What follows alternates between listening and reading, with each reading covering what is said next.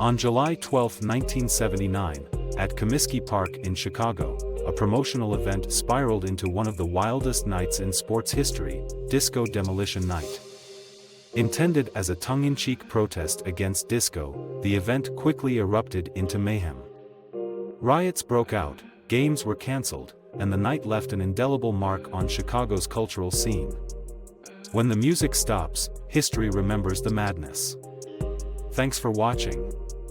Like and subscribe for more quirky history stories.